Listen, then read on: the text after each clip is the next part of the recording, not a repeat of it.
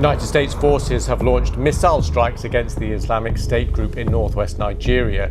US Africa Command said they were carried out in coordination with the Nigerian authorities and killed what it called multiple IS terrorists in Sokoto State. The US Africa Command reports the strike killed multiple terrorists. President Trump described the Islamic State group as terrorist scum and accused the group of targeting and viciously killing primarily innocent Christians. The persecution of Christians or members of any religion cannot and must not be tolerated. And Muslim militant displacement and attacks against Christians in Nigeria, that too must end. And it must end now. Leadership is about taking charge, solving problems, and really being responsible. Welcome and thank you for subscribing to our channel, Moment of Peace. Today, we want to ask ourselves some pertinent questions. Have Nigerian leaders and governments been responsible? Have they been taking charge? For over a decade now, Nigerians have been gunned down, burnt alive, slaughtered, and butchered by the knives of invading Fulani and other terrorists. Has the Nigerian security force or the Nigerian government shown any genuine capacity and the willingness to end this terror anytime soon? Have the politicians and even church leaders shown enough courage and leadership? Why is this so? You and I know the response to these questions. And there's enough evidence that we, the indigenous peoples who have been the victims of this badly constructed entity called Nigeria, need to do something different if we are honest about saving our people and our ancestral lands. So the question is, what do we do? In today's episode, we want to show support and appreciation to President Trump and the American military forces for their Christmas Day package. And we want to use this opportunity to once again point Nigeria and Nigerians to what Nina said needs to be done to align Nigeria with the side of the US military action against terror infrastructure in Nigeria. But before we dive into these real solutions by Ninas and the details of what the indigenous peoples or ethnic nationalities who are trapped in this collapsing unitary Nigeria, what they need to do to show leadership and responsibility. Let's first of all ask ourselves, how did we get into this mess? How did it happen? How did we get into this mess? For about 2 millennia, that's 2,000 years now, Africa has been kept poor and subjugated by wicked forces within and outside Africa. Of course, Nigeria being inside Africa has not been spared from this terrible wickedness, what I call man's inhumanity against man. We are talking about how we got into this mess. Remember the transatlantic and trans-Sahara slave trades. You can Google and find out information on these things that happened. We also talk about the different genocides by European powers. We know about the apartheid system in South Africa and colonialism in other parts of Africa, including Nigeria. See, my people, the indigenous people of Igbo land, said that before you will talk about where the rain stopped beating you, you must first of all talk about where it started. we are saying, how did we get into this mess?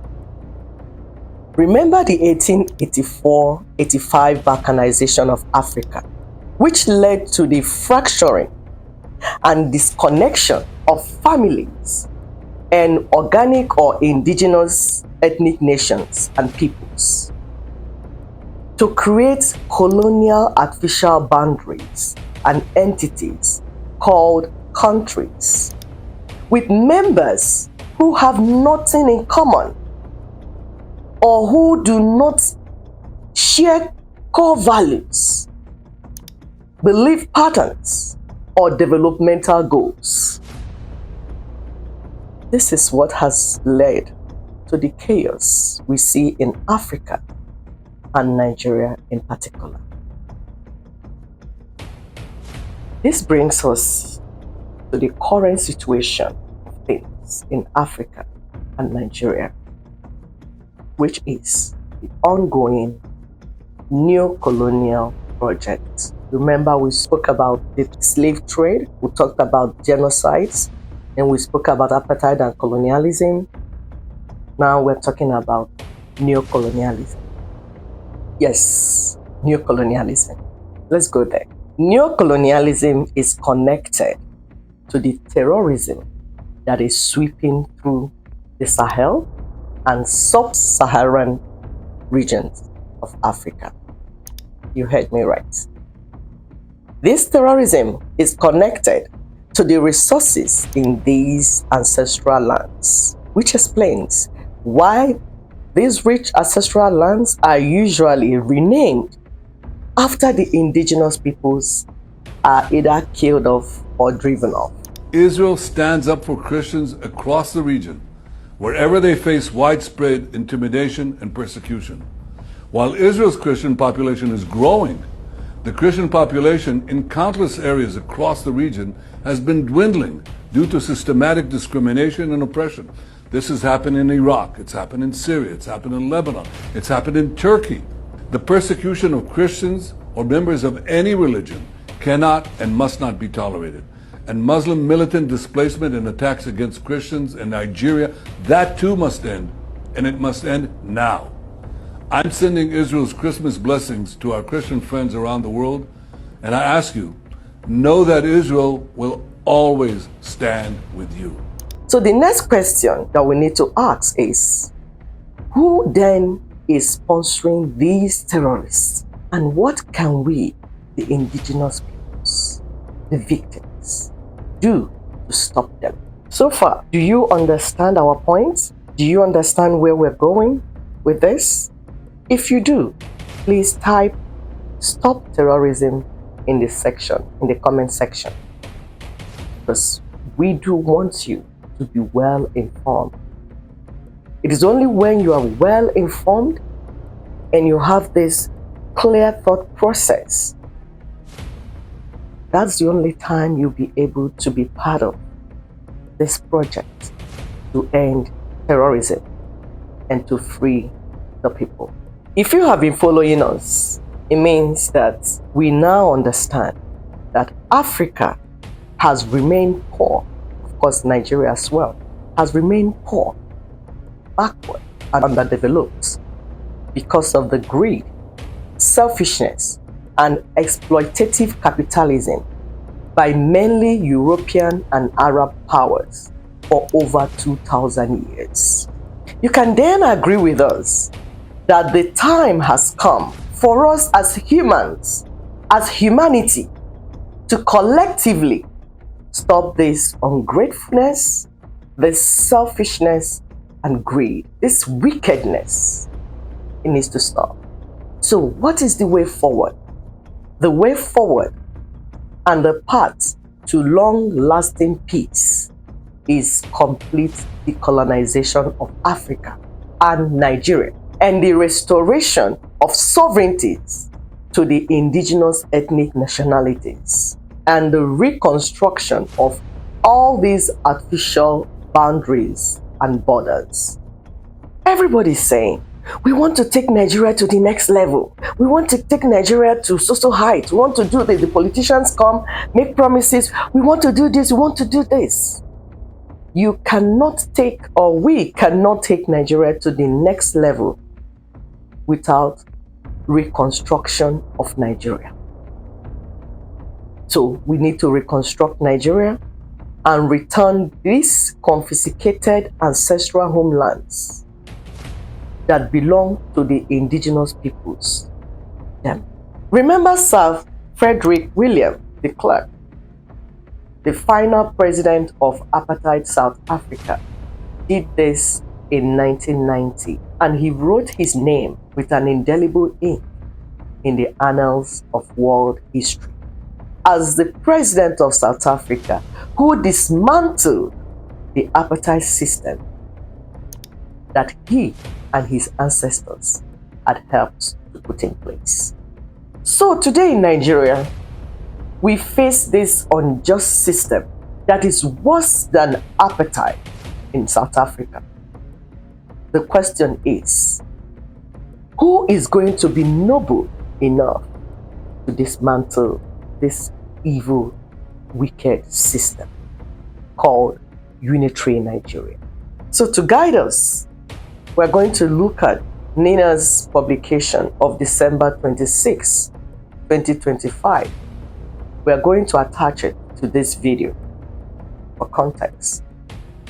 So following the evidently unilateral US military action in Nigeria, which involved days of US drone surveillance flights over Nigerian airspace, and the December 25th, 2025 strikes at the terrorist facilities in northwest Nigeria, Ninas has this assessment at this time.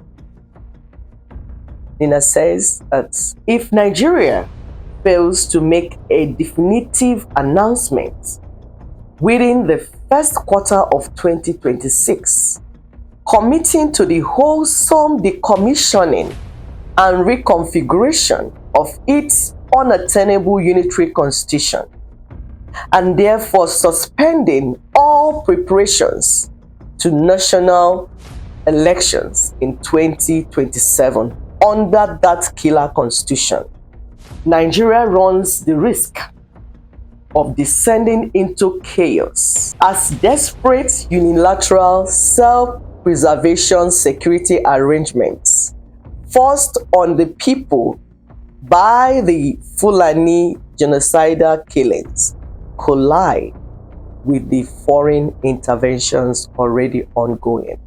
Please read the entire article, and we're attaching it on this video, like we said, so that you can follow the conversation. Listen, guys, there is a lot of agenda flying around this morning. Nicki Minaj is getting dragged. The timeline is streaming how Trump is invading Nigeria for the mineral resources and invading AES. I've seen all this. But I need to clear up something, or at least speak my mind as a Nigerian living in Nigeria, because the gaslighting is too much. I don't see this energy when Christians are being slaughtered and killed on a daily basis in this country. First off, can you guys stop the cat?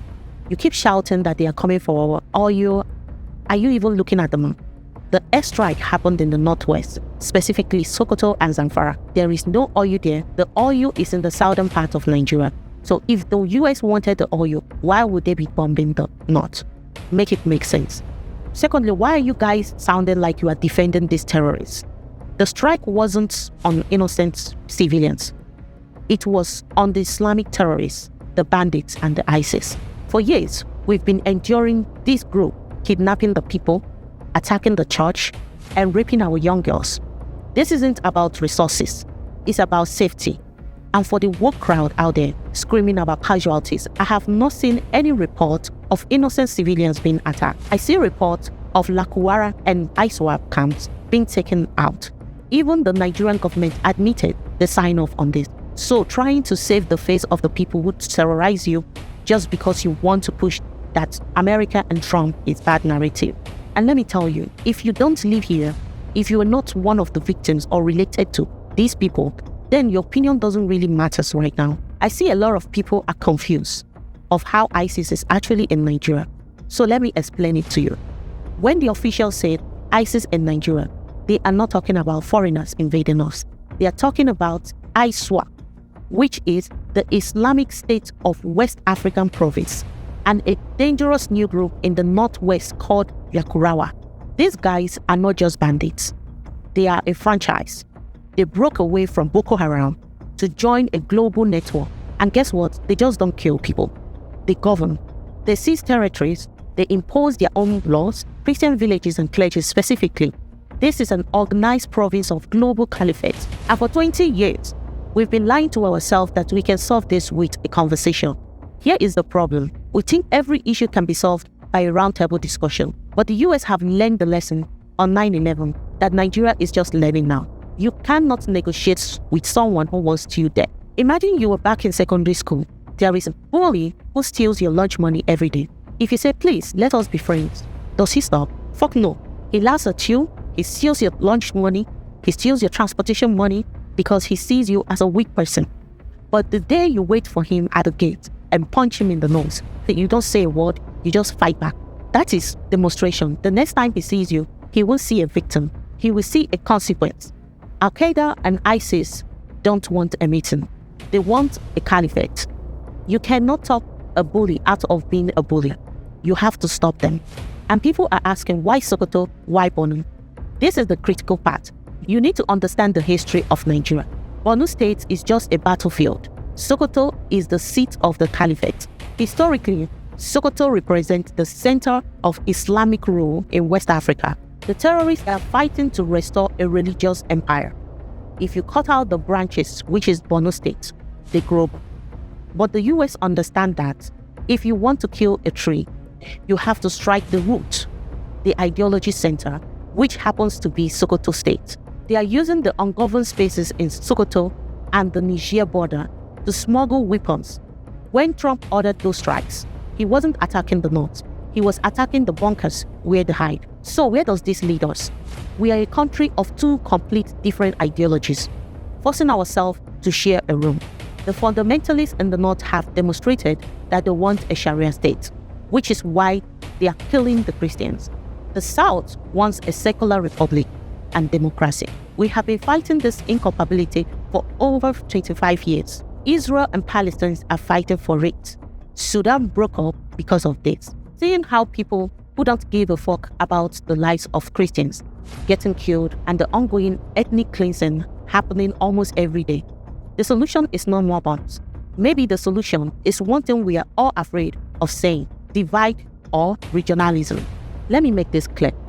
If the North wants a caliphate, let them have it. If the South wants a republic, let us have it in ours. Because right now, we are not a country. We are a crime scene. It is either we destroy these terrorists completely, or we let Nigeria divide to save lives. So this time calls for responsibility and the willingness to take charge. We cannot sit and wait for America and Israel to do for us what we can do for ourselves, and then wait to accuse them of having ulterior motives. That's not how things are done. We must rise to show that we have become equal partners and see US mission as a joint venture between America and the indigenous peoples against terrorism, against an evil system that has held all of us down and underdeveloped. We are planning to go to election and win power and then solve the problem tomorrow, and not telling us what they're going to do with the Fulani herdsmen that are approaching them. And if you think that the global terror index that identified Fulani herdsmen as the fourth most deadly terror organization in the world, if you think they are foolish in calling them Fulani, now tell me, why are killings going on in Zamfara? Muslims are being killed. It is because it is a Fulani agenda wearing a religious garment. If you don't find answer for that question, they will keep taking you from PDP to APC or to mega party. I'm sorry for those who are putting together those mega parties, because you are inviting us to come to renew our enslavement. www.ninasvoice.org. I repeat, www.ninasvoice.org. If you want to live, you acquaint yourself with what is going on. If we want to die, we can go to elections. We must use this opportunity to compel our politicians to put a stop to their journey for another round of failed political process and instead call for immediate transitioning into union reconstruction. This is the only way we can bring the type of peace that we all deserve. So, President Tinubu must find the courage to do what Sir Frederick Clark did in South Africa, 1990. Thank you.